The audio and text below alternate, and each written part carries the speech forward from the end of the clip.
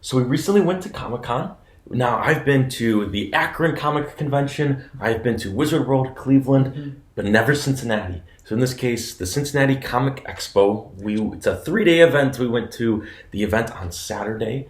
We did skip the Galactic Bash, the Star Wars themed evening of fun, because there was so much cool Star Wars stuff out there on the floor.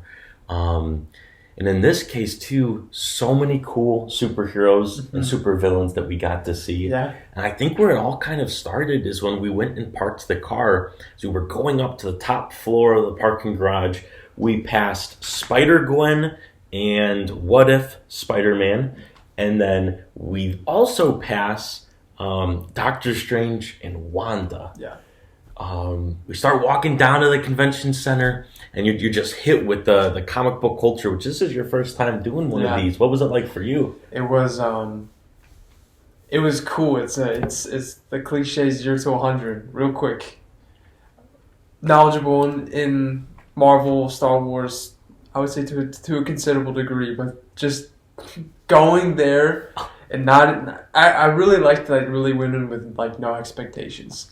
All I went in with was you being excited about it, hearing some stories, but that was it. So to walk in and as you were saying, driving through the parking garage and you're already met with these characters, for me it was like, what else are we gonna see? And we saw a lot, and there was just so much. Look at here, look at there, and I think you and I got to a point where, not to skip, because we'll talk about it, but not to skip to the end. Afterwards, we went and stopped at Kroger, of all places.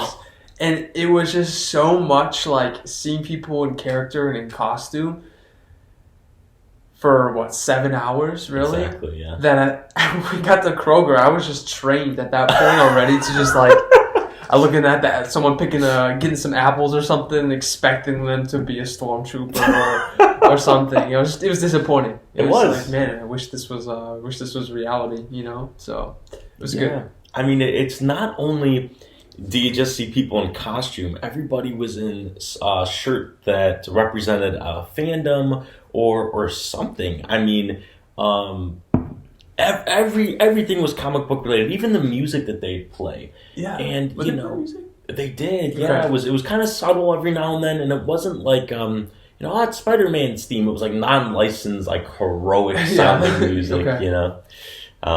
They really, the Comic-Con DJ really put on that 7-hour loop of the epic battle music. I could only imagine if they had a booth up there. I mean, so this is really cool, just how they converted a whole convention center for it, and obviously each convention center is a little different. The one in Cincinnati at the Duke Energy Convention Center, yes sir, it was really cool because in that main room in the middle we had like this skywalk looking thing. Yeah. So this is different for each place, but I could just picture for Cincy having the DJ right up there where it's glass on each side of the sidewalk. And so you get the 360 view as you're walking through the center. You got this dude spinning those French horns, or right?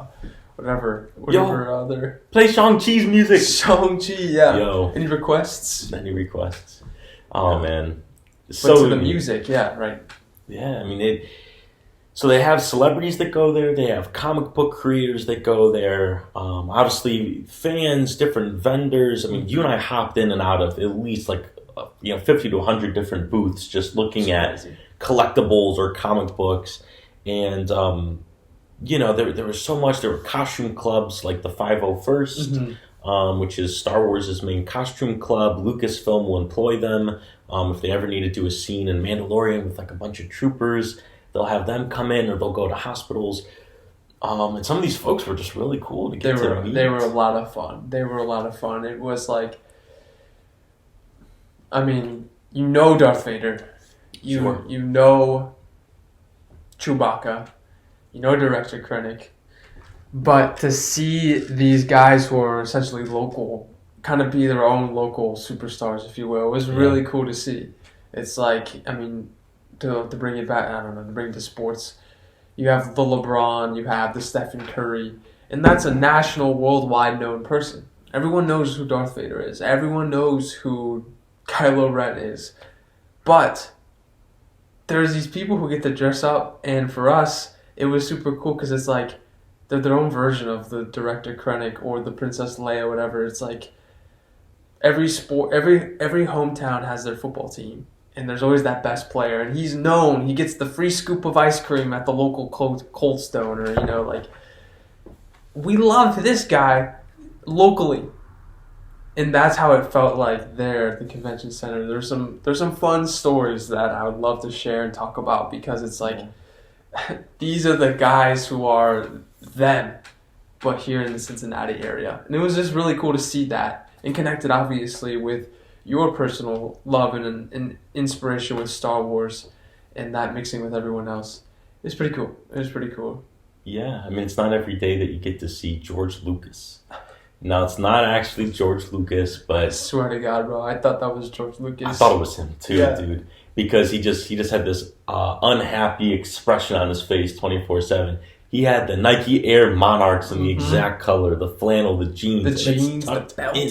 Who tucks in the flannel? He even had his physique. He had the homie was a little rotund. He was. Yeah. Speaking of rotund, how about that Kylo Ren we saw?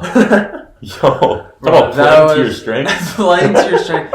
That was a lot of fun too, because it's like there's just so many levels of degrees in which people play to their characters, where that guy looks exactly like Homelander, that girl looks just like She-Hulk or whatever it is, and there were some people where like, okay, Billy Butcher, sorry, Homelander with the beard.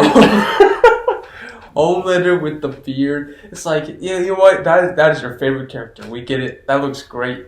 For me personally and selfishly, do someone else, pick someone else, you know what I'm saying? Sure. No, Kylo Ren made my day. It was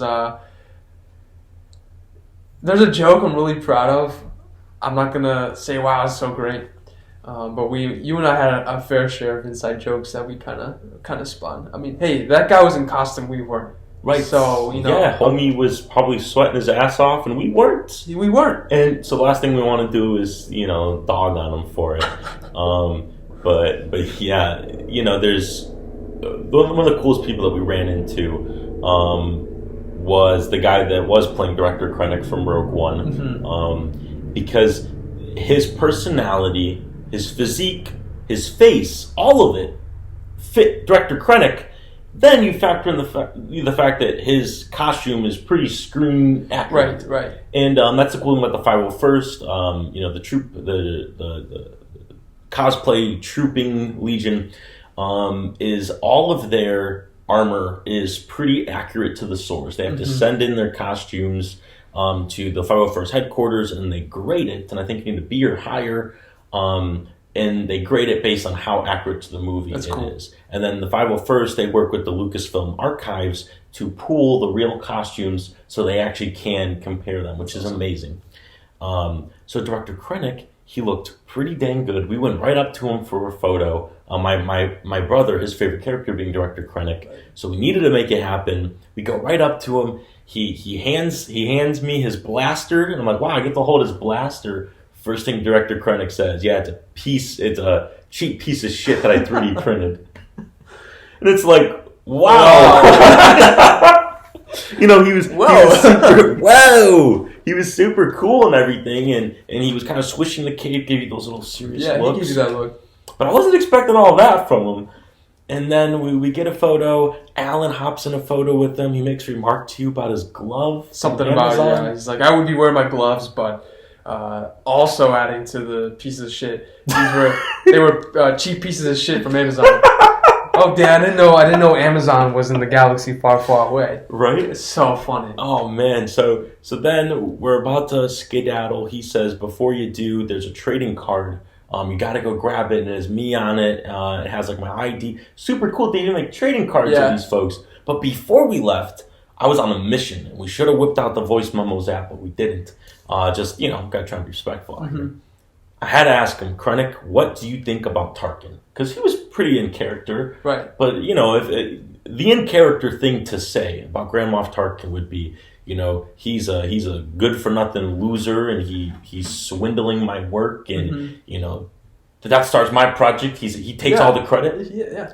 So we asked him, Dr. Krennic, what do you think about Grand Moff Tarkin? And now what do you say? Tarkin?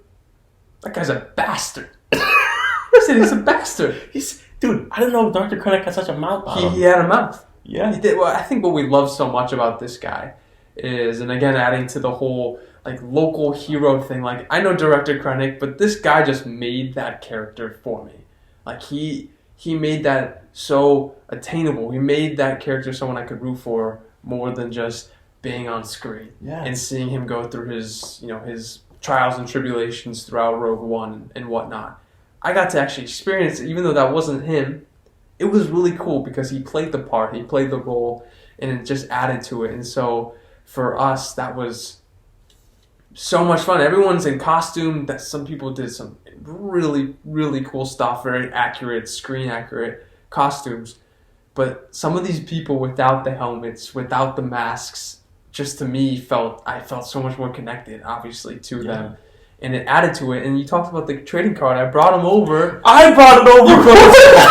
This was not planned. Whoa. What? No way. Dude. We both brought the visuals. We brought Let him know. that there he is. There he is. I mean, I'm not sure how far you can zoom into this. He's a legend.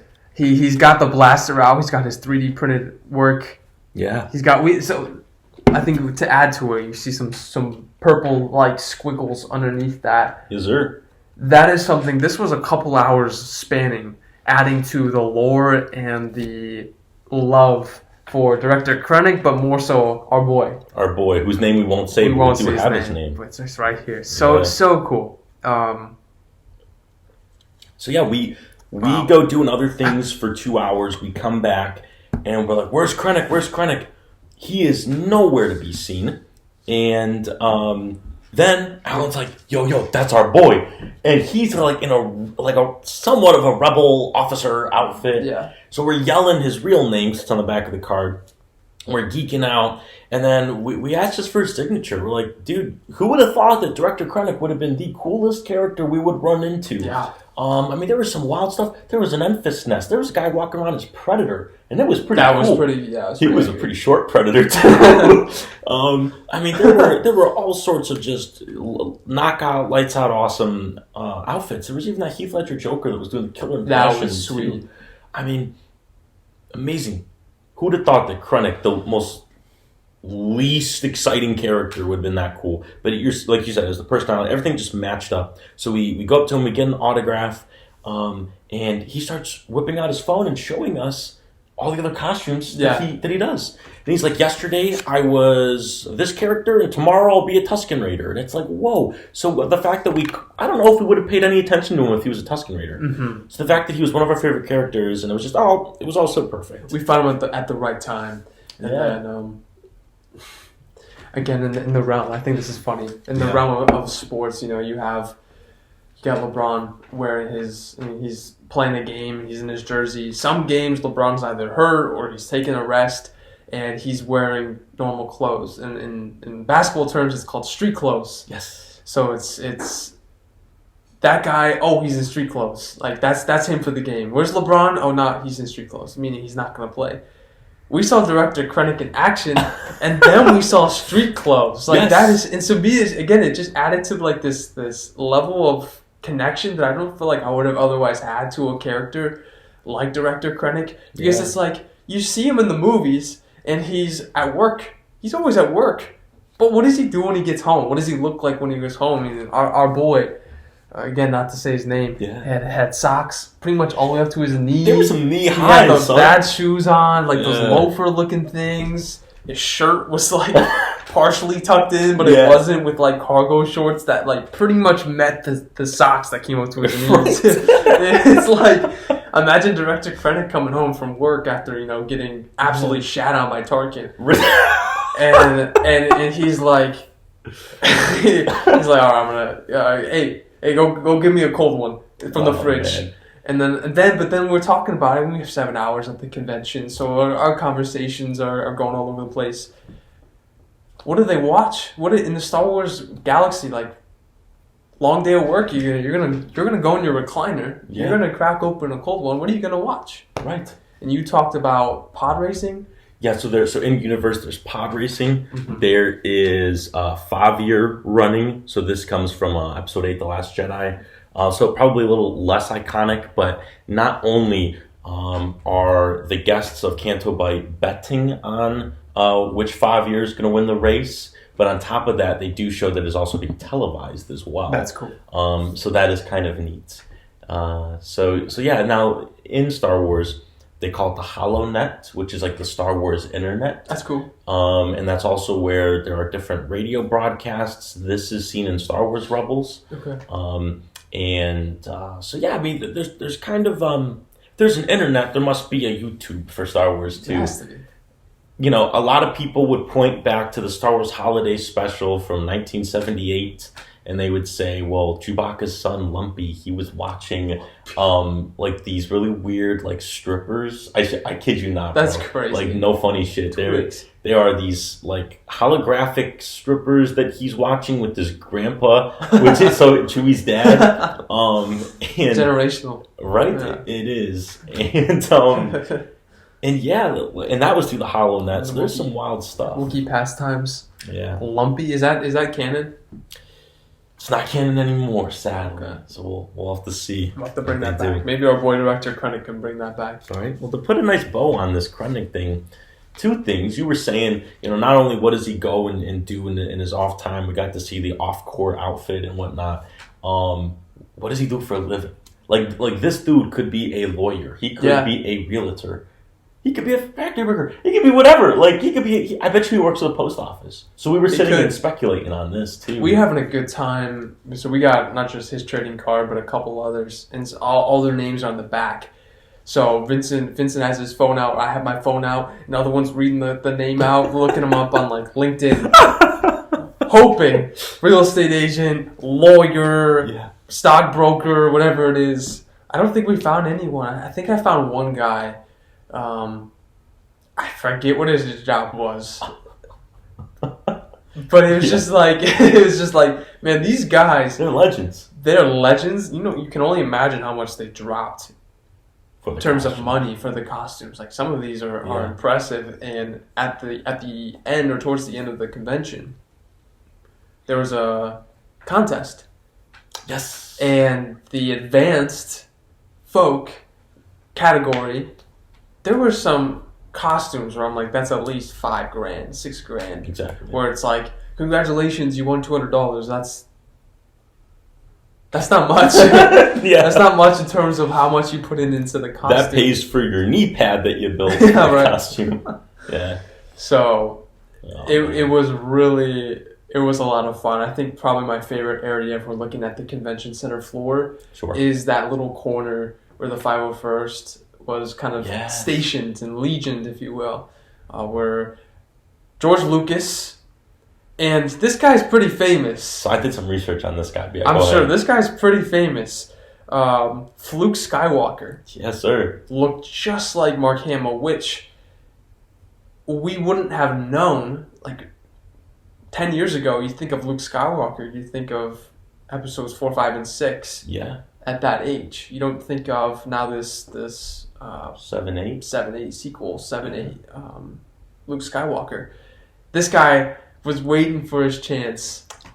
Yeah. And he looked just like him. So as far as your research, this guy was awesome, very funny. It looks like he's very into charity and giving back, being part of the Star Wars community and using his likeness for good. Yes. Just like Luke. Fluke. What else did you read about this guy? This guy was awesome. Yeah, so my favorite podcast, Rebel Force Radio, 2 really good just Star Wars loving dudes, and one of them's from Cleveland, so everywhere I go, I always try to keep a Star Wars merchandise on me, so if I ever run into them at the store, they can sign it. They had him on for a podcast episode. They did. And that was really cool too, going back to the raffle. One of the prizes, one of the grand giveaways was for Fluke Skywalker to come over to your house to come visit for a little bit. We would have him right here, right now if we wanted. I'll make some room. Yeah. His Force Ghost is sitting right here. Right there. That's what it is. Yes. So yeah, on top of that, I think he has over 50,000 followers or something like that so on Instagram. which is pretty sweet. That's pretty good. And then I think you told me this, that the real Luke Skywalker, Mark Hamill, Yeah. that like they got to meet, and like that's awesome. Yes. You know, so yeah, that was really cool. And I mean, there was so many people that we saw. I mean, touching on superheroes, She-Hulk, that's a brand new show. There was a She-Hulk there. There were so many Wandas.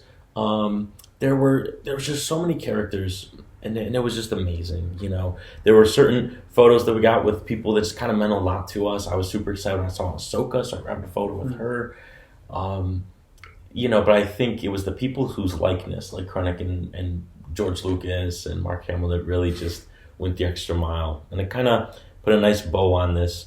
Have I ever explained how like genius Director Krennic's outfit is? No. Okay, so let's break down the art of Rogue One. Actually, no, take it back. Let's take a look forward.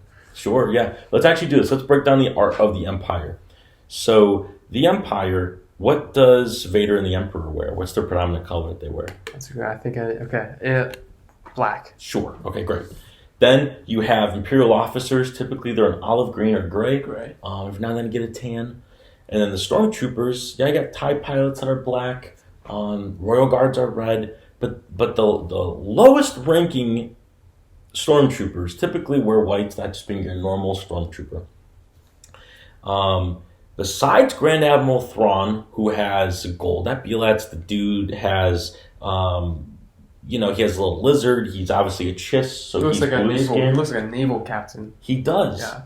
Krennic was really the first Imperial officer to wear mostly white. There's also Yularen, who works for the Empire, who wears white, but he's from a security perspective. But these are background people for the most part. Krennic being the first predominantly, you know, white outfit Imperial officer, even with the cape. So this is something that I've noticed that I just find to be super cool. Emperor Palpatine and Vader also fly in all-white Imperial shuttles. Krennic is the only one to fly in a black Imperial shuttle. So what you're seeing is a complete inverse. So Krennic, who's practically at the top, besides Tarkin, but is right up there with Vader and the Emperor, he wears white. You think he would wear gray or black, but he doesn't. And then you have his ship, which should be white for a high-ranking Imperial, but it's black, the complete inverse. Right. So really what it is and what it shows is his white outfit just shows he's replaceable, just like a normal Stormtrooper. Right. And at the end of the movie, he gets blown up, and he probably does get replaced, you know, and Tarkin doesn't care. Vader and the Emperor, they don't care. They don't care. Vader was even choking out. We wouldn't have known about him. We wouldn't have known about him if it weren't for Rogue One. Exactly. Yeah. And it's cool, too, because he's flanked not by white Stormtroopers, but by... So I was going to take it to that level, but you already saw it coming. Okay. Yes, sir. Exactly. Stormtroopers, again, except for TIE pilots, they're white. Mm-hmm. They canonized black Stormtroopers, Death Troopers. Which is cool because they flank. So Death flanks him at all times, and he ends up dying, which is just it's cool. But precisely, yeah, he has black troopers to show that his own troopers aren't even as replaceable as he is, which is really cool because I don't know, he is a great character, and Ben Mendelsohn acted his ass off when he played Krennic. But when you look at the art to it as well, the stylistic choices, he's the cool Imperial officer with the cape. Well, yeah, Moff Gideon also has a cape. But the colors with Moff Gideon, him wearing black and red, it shows that's very high ranking. But the thing with Krennic, it doesn't almost make sense, but it also plays into his story arc, and it's so well done. So, yeah, quite a cool costume right there. That's a cool little... Again, adding to the appreciation of director Krennic. Heck yeah. Absolutely. Lots of fun. So we added appreciation to a movie this weekend as well. And Alan, I'll let you tackle this one. So we talked about this in the previous episode, actually. But now, episode 4. Episode 4. Episode 2 4? episodes ago. Yeah.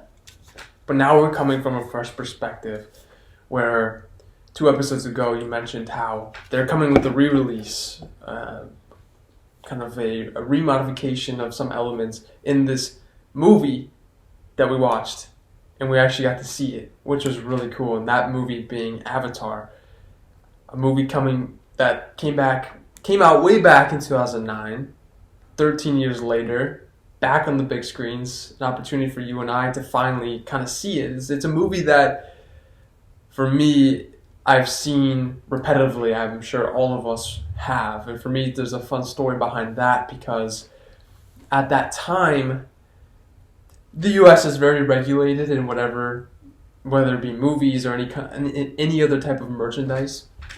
With my family being from Colombia, you go there to get your soccer jerseys that have Adidas, but maybe are missing one stripe, So now it's 2 stripes, and it says Adidas, or it's 3 stripes, but the S is missing. Yeah. So it's like those little things that you go to get your jersey because it really embodies everything about that jersey. It's not Adidas, it's Adidi.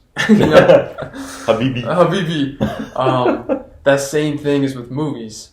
And for us, we went to Colombia around that time, and we came back with a stack of movies. And we did this a couple times, so I may be blurring some of my memories, but we came back with Despicable Me, which is it's a classic. A big reason also why I love it so much. And in that stack was Avatar. Really? Okay. And so for us, that was a big, before Netflix, which is not that long ago, but it seems like a long time ago. You pop the movie into the disc and you watch it. And so that's, for me, that's a big emotional connection that I actually haven't shared with you yet. No. About Avatar, because it's so fresh. It's so fresh. And 13 years later, seeing it on the big screen, seeing it in 3D, in IMAX, Ultra, whatever, it was very, very special. And there's a lot of details that I remembered being one thing and it ended up being something else, or I completely just didn't even know about. But now that it is so fresh in our minds, there's an extra level of excitement for the new movie coming out, which is December. Yeah. That's perfect. That's a perfect time for it to come out. Oh, it's so exciting. Yeah. Dude, that's an awesome story about Colombia and everything. Yeah. Yeah, for me, I don't have any fun memories with it. What I do remember is you and we both moved to the same hometown when we were 10 years old. Mm-hmm. Or you were technically 9, going to be 10. Yes, yeah. There's that weird window. Yeah, obviously. The window we're in right now where you're a year older. So Avatar came out when we were both 9 years old back in 2009, so 13 years ago. And at the time, I remember being too afraid of the blue people. They freaked me out. They were the cat-like, really tall blue people. And they actually scared me. And there's not very many things that have scared me throughout my years of living. But here's the short list. E.T., which you and I squashed that fear when we watched E.T. together, which that was a wild day when I finally got to put that behind me, but I had you there with me to make sure I didn't get too freaked out. And it was light. It was nothing. It's nothing. It's nothing. It's like, trust me, bro. Trust me. Right. Which I discovered that fear probably in one of our first couple hangouts. That should have been a red flag, bro. With your sister. Yeah. Oh, let's go. Okay. Yeah. Should have been a red flag. Okay. It was this. I think we had just gotten back. Is the rights to E.T., is that owned by Disney? No, it's Universal. Universal. So it was one of those parks in Orlando we just got back from. So it was Universal, and my little sister got a very cute E.T. with his little sleeping cap on, and he's resting his head on a moon pillow, and he's sleeping. That's not cute. That's freaky. Nothing to worry about. And again, it was one of the first times you and I had hung out. I think the reason why we stumbled upon this is this probably was the first time because I was showing you my house. So here's my room, here's my parents' room, here's the guest room, here's my sister's room, and we're walking through it, and you look up. It's not like it's just there on her bed or something. You gotta really look for this. Which she had like 20 stuffed animals. She had a lot. I found the exact one that freaked me out. Up in the closet to your left, where you have to like crane your neck to look at it. And you're like, is that E.T.?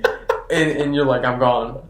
And you were like, oh. And I was like, I had one job. I was making new friends. I got to go over your house for the first time. They said, keep your cool. Say everything looks really nice. Wow, I love what you did with the place. That's all you got to say, dude. And meanwhile, I'm geeking out, freaking out. So, yeah. I forgot about that. What the heck? But rightfully so. I mean, the dude he's built to it. Homie's built different, bro. He really is. He is, bro. and he can extend his neck. He got the extendo. I didn't know he had that. Yeah. Forgot about that. We're gonna watch that movie again. It's been too long. It's been too long. No, I don't think so. Relive your fears. I don't think it has been. No. We're gonna. I mean, it is. If it is it scary? No, not really. I just giving you a hard time. I mean, yes, it's scary. Okay, let me double down. Yeah, actually. okay, good. Because it's Halloween coming up. Okay, cool. So now we have to watch. That's a spooky movie I could do. So yeah, E.T. scared me. Norman Osborn, Green Goblin scared me. I think it was the laugh. Maybe it was the constant expression of the mask. Mm-hmm. That geeked me out. Doc Ock scared me. He is. At that time. Now that I'm older, I think he's even more terrifying. I couldn't make it through arms? that movie. Yeah, I couldn't make it through. The arms look terrifying too. Yeah. The red dot in the middle and the mechanic. I don't know. And then Jar Jar Binks, oddly enough, and I know he's supposed to be so goofy, just like E.T. And it's funny that you mentioned E.T. and you had to like hide it from me. I remember when I was little, when I was such a cuck. There was. I went over to my friend Sal's house, and Sal had this poster of the Phantom Menace. I don't know how familiar you are with the Phantom Menace. Maybe you was just looking at the DVD of it. Jar Jar Binks. If we're talking the poster, he is this small on it. He is in like the background, and he's super small. You know, you got big Darth Maul, Qui-Gon, Obi-Wan, Padme, Anakin, all the other people that you want to make big. Even Sebulba is bigger than him on the poster. And I saw that, and I was freaked out. And like you, he's like, what? Who is this pampered kid who isn't allowed to see Jar Jar Binks? Yeah, you're laser focused. How'd you even notice Darth Maul. His name is Darth Maul. He's scary as heck. He looks like a Darth Maul. He looks like a devil. Yes. Jar Jar Binks. Jar Jar Binks is the one that freaks me out. Isn't... Maybe this is wrong, but I know how like in Star Wars they have... I don't know what movie it is. I think it's episode 3. Maybe not. Where the Millennium Falcon kind of flies in, but it's like... Episode 3? Is it episode 3? Good stuff, cool. Yeah. Why do I feel like I've also heard that little tidbit that E.T. Yes, is in there? Yeah, so Phantom Menace. Is he in Phantom Menace? It's in episode 1. Okay. And you know the Senate scene where there's all the different Senate pods? Yes. Okay. And interestingly enough, once this is over, we're going to watch episode 4 of Andor. Mm-hmm. And I'll be hearing things the Senate. Potentially Senate, okay. So we'll look for them. We'll look for we'll get on our ET binoculars. But yeah, so they go to all different pods. They have, Rune, Heiko, Nuke Gunray, the Nemoidian pod. They have the Aqualesh pod. They got the Reese people pods. And then, if you're looking, bottom left-hand corner, when Chancellor Valorum's talking, you can see the species of ET, and there's 3 of them. And one of them's rumored to be Botanicus, who is a character that you only see at the Universal ride for ET, which is essentially like... So they named him. They named him, so it could be canon. So this is kind of exciting. Well, technically ET is canon. It's canon. It's canon. Botanicus! Whoa! Wow! Botanicus is who... Oh no, I wish it was. Botanicus, I wish that's who showed up in the original ET, bro. Right? Throw some M&Ms at him. Yeah, well, and that's the thing too. You name another species, there's another person from the species Botanicus, but you don't ever name him. Yeah. E.T. himself, what's his name? That's E.T. That's E.T. But I'm sorry, back to Avatar. We all rant here. Digressing. Yeah. I can see the clips now. Vincent's afraid of this. Things Vincent's afraid of. Not important. All right. More like things Vincent can get roasted for. All right. So, and Colts, but that's scary for all of us. Oh, I hate Colts, bro. Not the horse Colts, but like Colts with a U. They gotta go, dude. I'm tired of them. Yeah, I'm thinking of scary movies. I don't do that. One we gotta watch. There's one we gotta watch. Never. We made a deal. If I watch what you told me to watch, you gotta watch that. Yes. Okay. So if Alan watches the 7.5 hour, I thought you said 5. I'm pretty sure it was 5. Actually, no, you're right. It is 5.5. Oh, see, I was trying to up the ante. Bro, you were scaring the shit out of me, bro. I was like 7.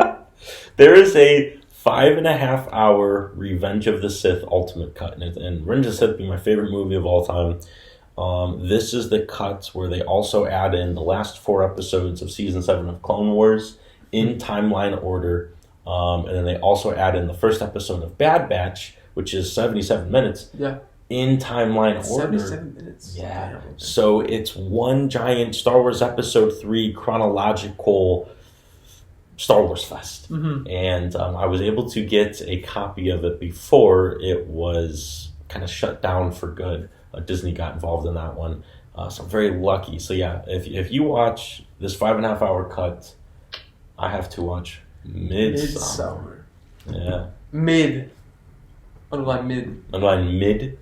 Why is this movie one I gotta watch? What's so good about it, huh? It's all that cult stuff. It's a good movie. It is a very good movie. But when I found out that you're terrified of cults, I'm a great friend. I'm gonna give myself that credit. I will.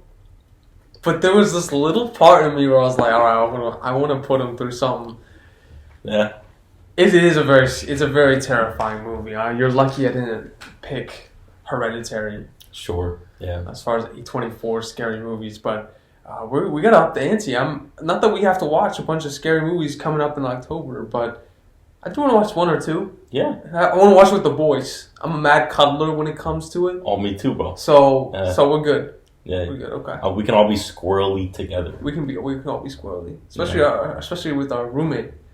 Yeah. Let's talk about our roommate. What does he look like? I don't know. Might have to see later. Yeah. I think that might be the first guest we got on. Yeah, that'd be a good one.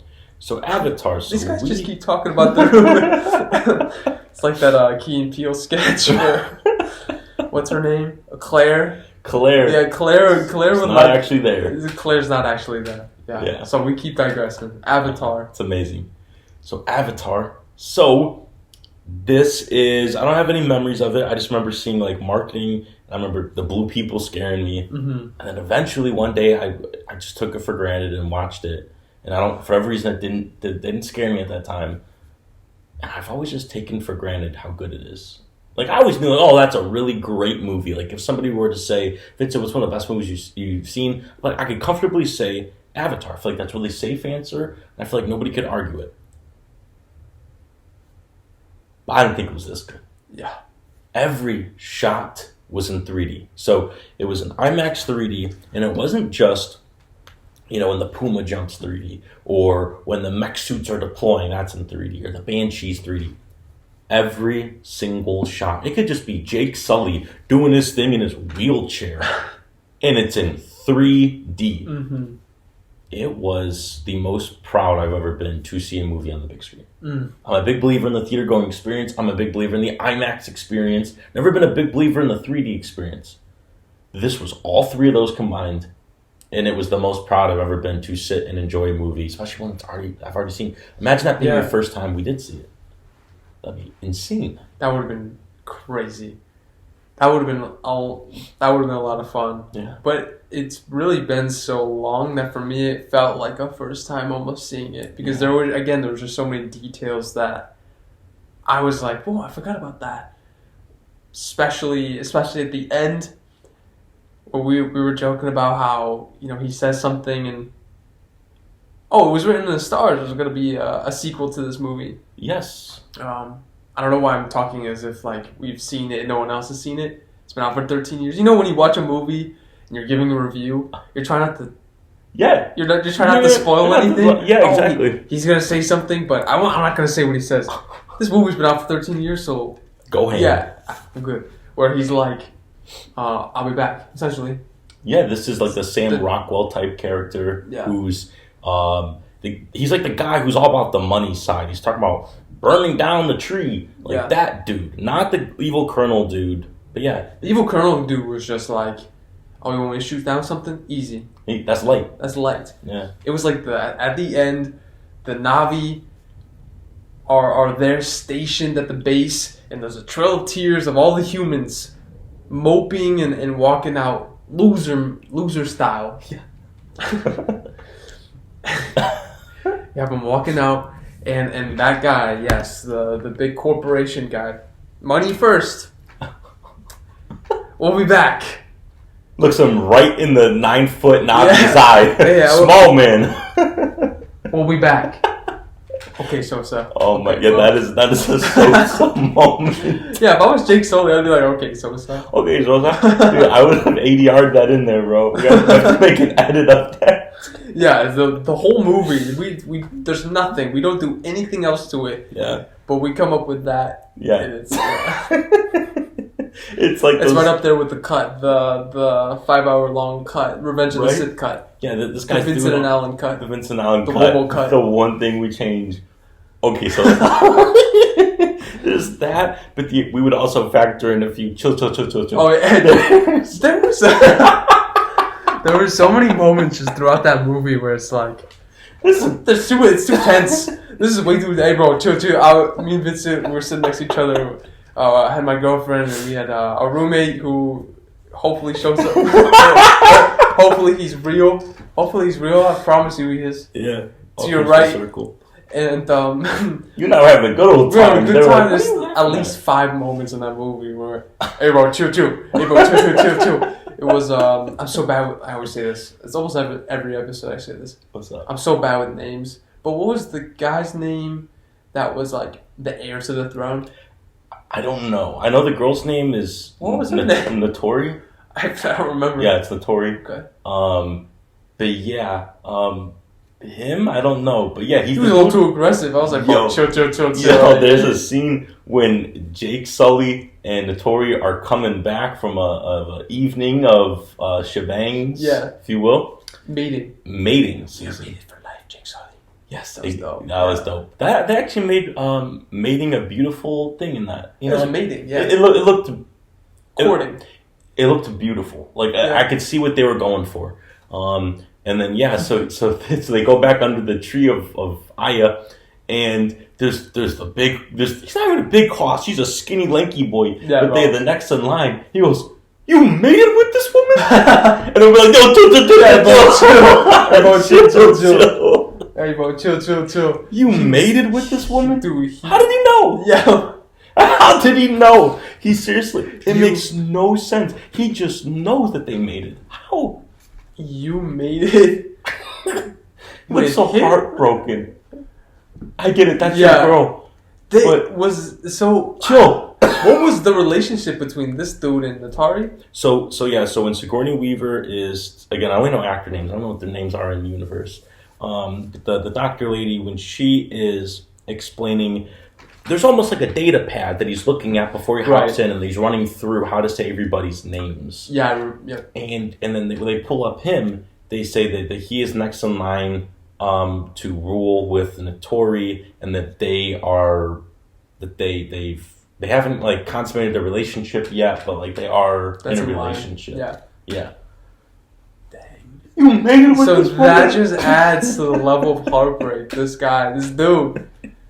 dude, he's just trying to do his very best. Still needs to chill though. Chill, bro. Chill. It's not that deep. It's not that deep. Sounds so weird. Mated with this woman. That's heartbreaking. Oh, there's another really funny scene though when it's Jake Sully's first night with the Na'vi tribe, and he's doing like some sort of activity with them around the fire. Campfire. You had a hoot, dude. He was stepping on everybody's tails, and then that his tail kept whacking in other people's faces. He's like, "Sorry." That was so funny. It was very funny. There was, the theater wasn't that busy. It wasn't that packed. There was only like 3 other groups. I was not having a good time at that theater. And you see that scene, all of a sudden you hear the dad laugh of Vincent, and no one else. Nobody else.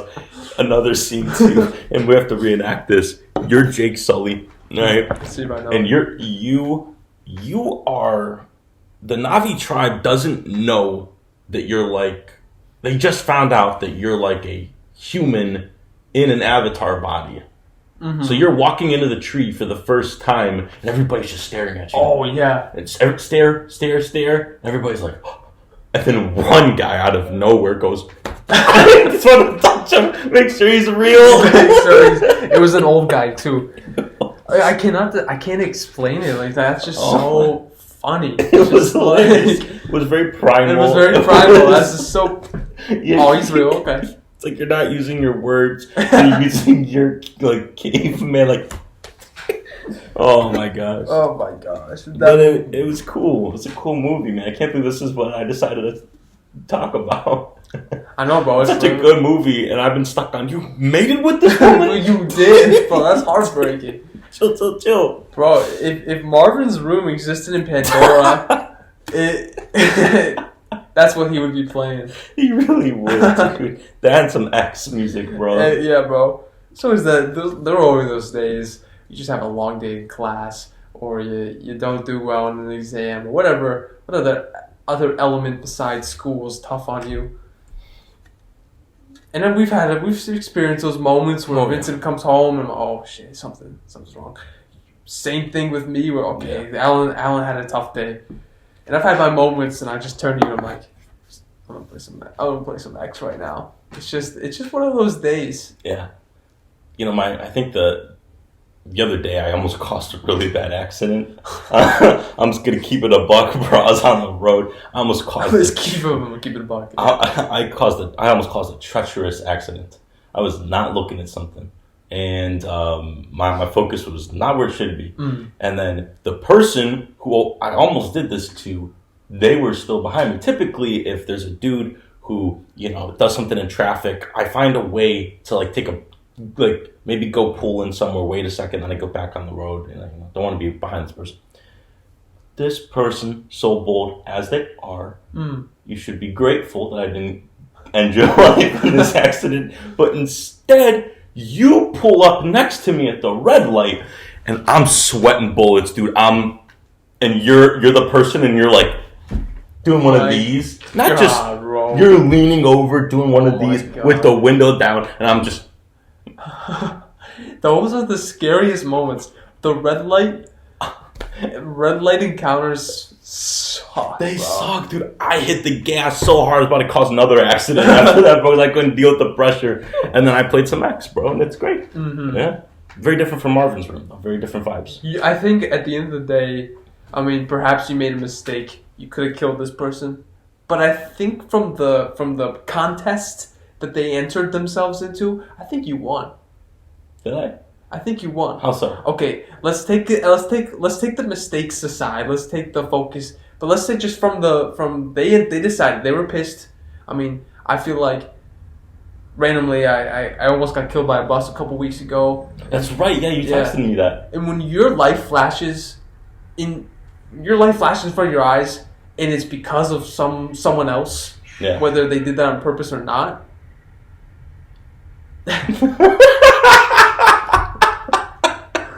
Sorry. Yo. Should I say it? I gotta say it. No. Okay. I won't say it. Hey, bro, chill. Hey, bro, chill. Yo. When your life flashes in front of your eyes because of someone else, whether they were being stupid or something, at least for me, my response is anger and like, what the like what? Like, FD, bro. FD. So maybe their anger was righteous. I don't know. But regardless, just from the contest, them staring at you, you held your ground. You didn't flinch. I'm sure, depending on whatever street was it, MLK. Yeah. I was picturing those lights are ridiculously long. They're so long, dude. So long. So you held it in. And they tried to get a crack. It's like when you go to like the Buckingham Palace and they have the King's Guard out, and you trying to make them laugh, you're trying to make them crack. They were trying, you didn't. So I think you won. They really were trying, and that's the thing too. I felt guilt. I'm like, should I look over and just be like, oh, look, I'm so sorry, and then just go, or like seriously, or do I just act like they're invisible? And it's like, clearly I was invisible when you almost rammed your shit into me. Oh, was that? Did I get a text? Oh, hello. Oh, hello. And then meanwhile, the person in the other, now he's on his phone. It's just another accident. It's a oh my god, lose. You should have just rolled the window down and just kept. I just put on my wipers, windshield washer fluid, wipers, rear wipers, roll the window down. Yo, what's he doing? What is he doing? Just confused. This girl's bugging. Yeah. I get, dude. Those are such tough. uncomfortable situations to be in. Like, what am I supposed to do? Yeah. What am I supposed to do? I'm sorry. I didn't cause the accident. Yeah, you should be thankful. You should be buying me French fries, woman. Yeah. Well, was it a woman? It was. Oh, okay. I don't know why I had to tack that in there, though. Okay. Yeah, no, it's a point of emphasis. It's to say that how dare you be righteously angry because I almost killed you. Yeah, no, I'm just playing. I did wrong, so I was a little too timid. Obviously, this woman doesn't owe me anything, right? I was just feeling very timid, so I was just like, this is the best thing I can do.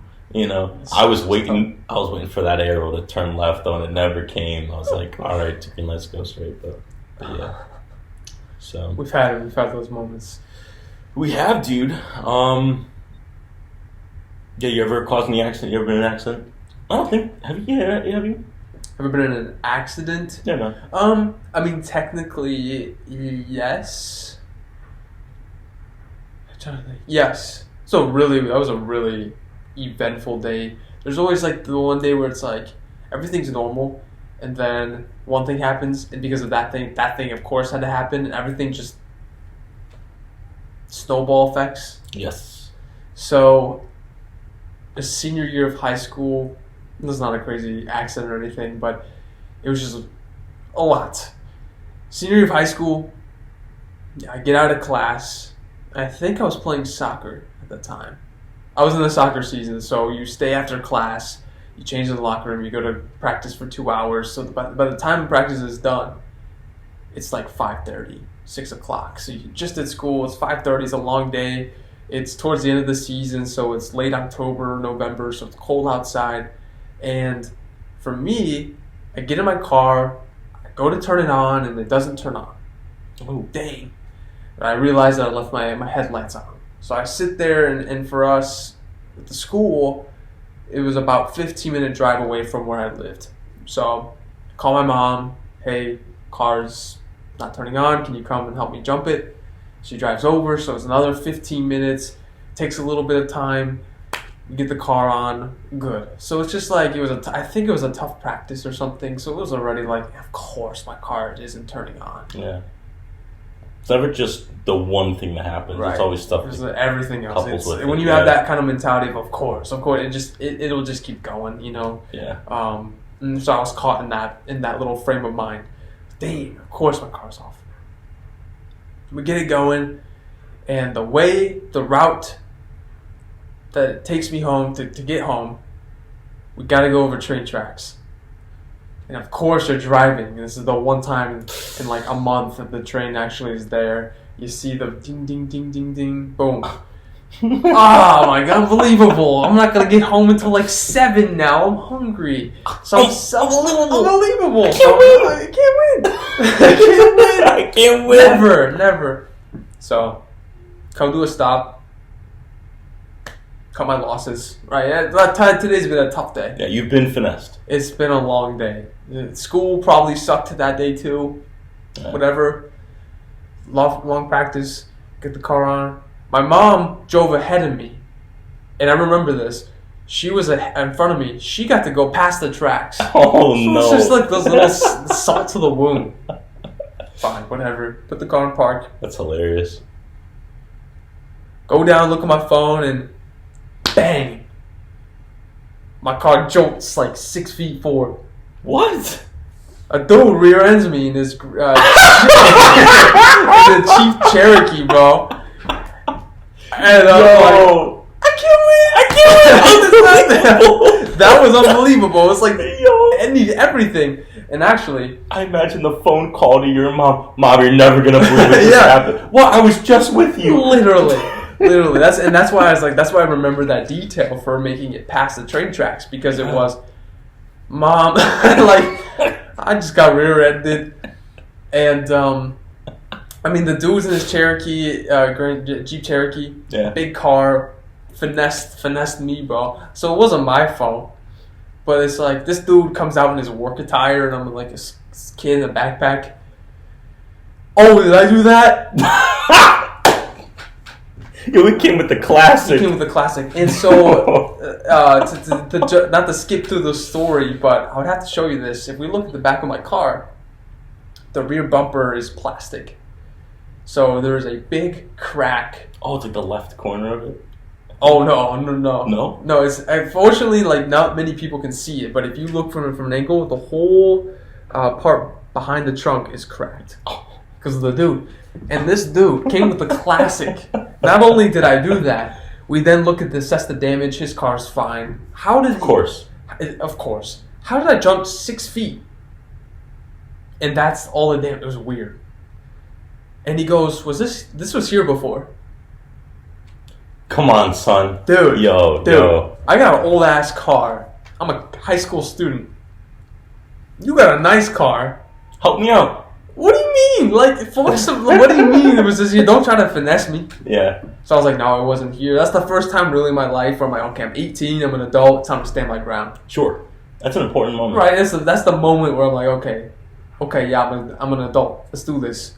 And I was like, no, not like I was here to fight. It was just respectful, but I usually would have been like, oh, maybe. I was like, no, it wasn't there before, sir, or whatever. So please come, and we work with insurance. And my senior year is the year where your parents dump everything on you, like college applications, all this stuff that you're used to your parents doing for you. That especially when you turn 18, you go to your, at least for my parents.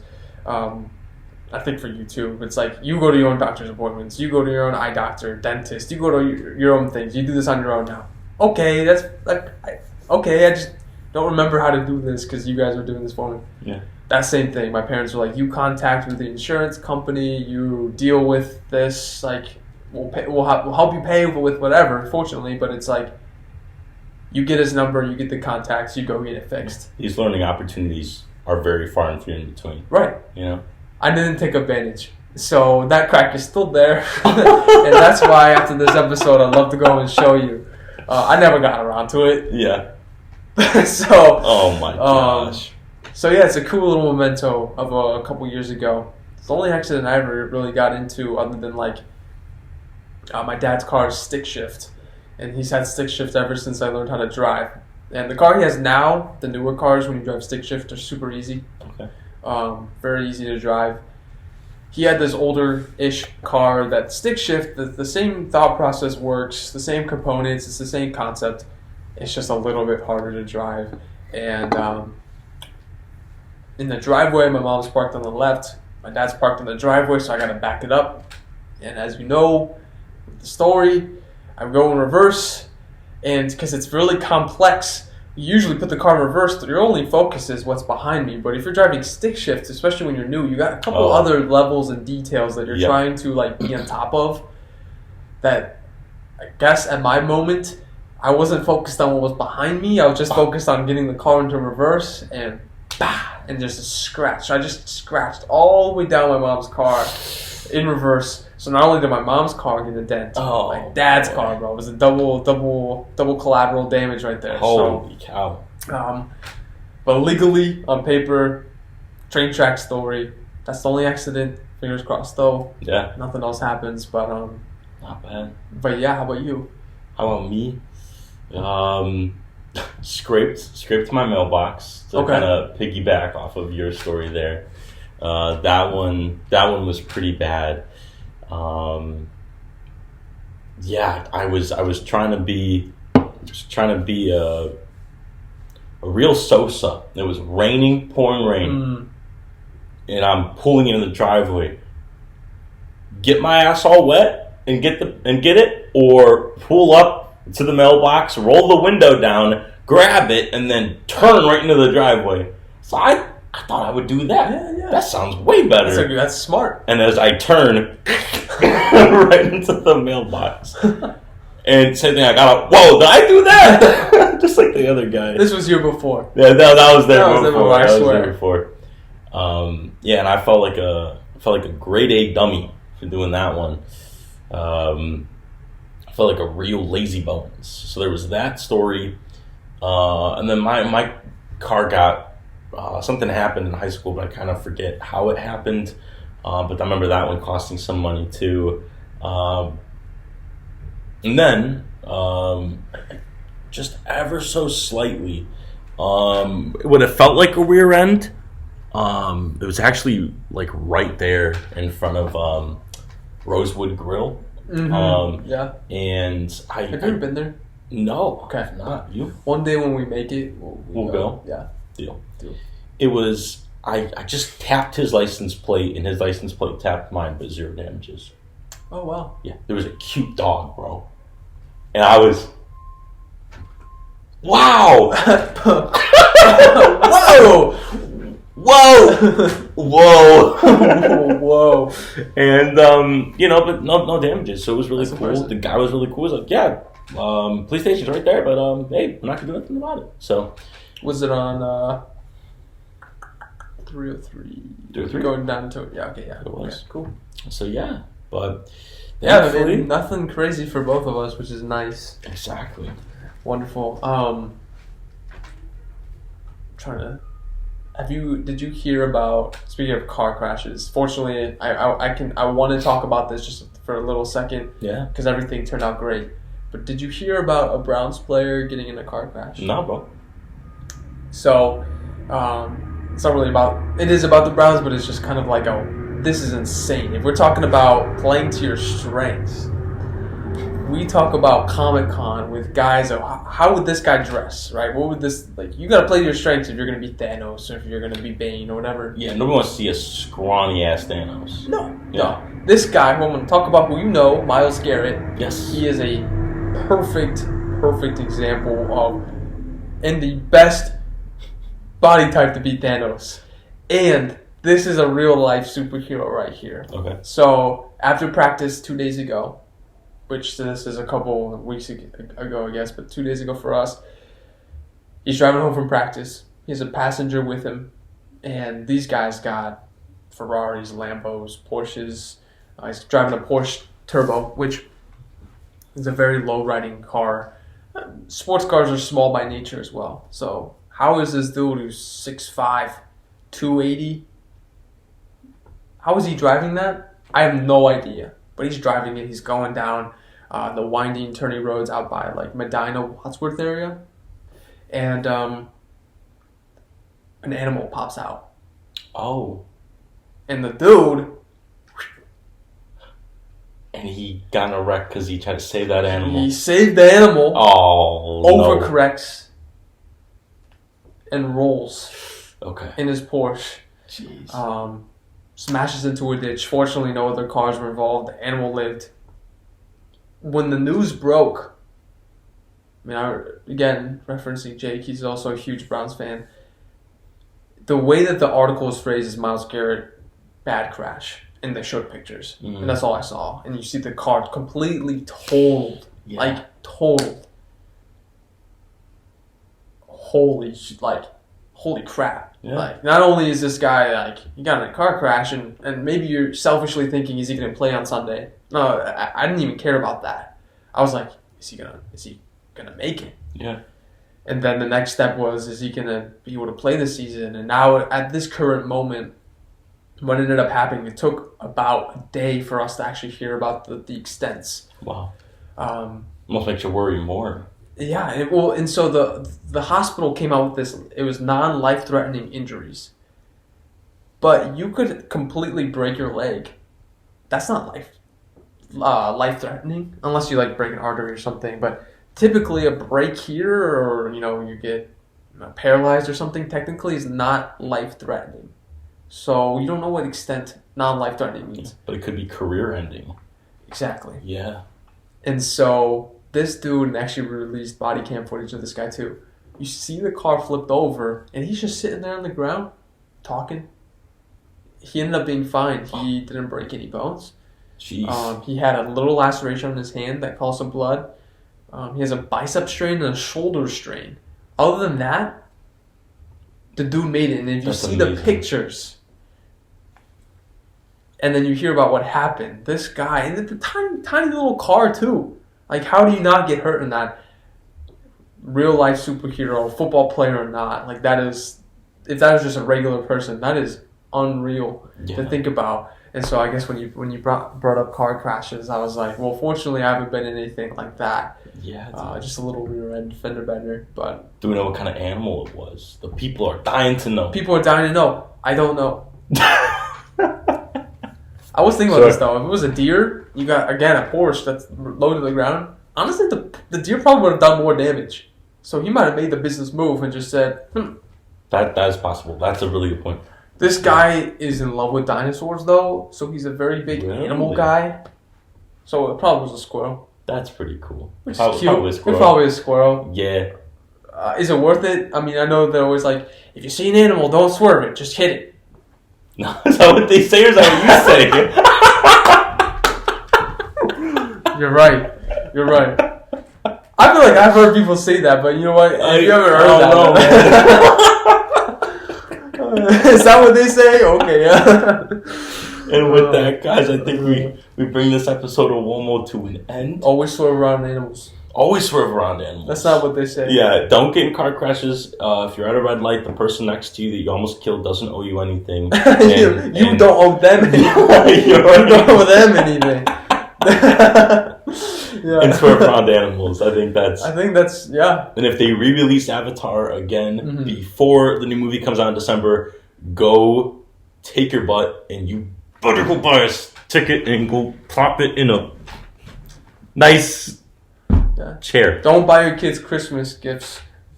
Yo, get a ticket to the movie. Yeah, that's the new wave. You know, people have been doing Christmas for years. Forget about it. Forget about it. Forget about it. Go see a life-changing experience. This is something your kid won't outgrow. This isn't just a phase. Your kid will not outgrow this toy 4 years from now, and then you're at the garage sale and you're like, but I got this for... I don't want it. Too busy playing with this girlfriend. Go freaking see Avatar. That's the heartbreak of parenthood. It is. 3 pieces of wisdom that we dropped that we're leaving with the audience. Yeah. Except for what next week? What kind of wisdom we're going to come up with? Maybe some spooky wisdom. Maybe we'll watch some movies.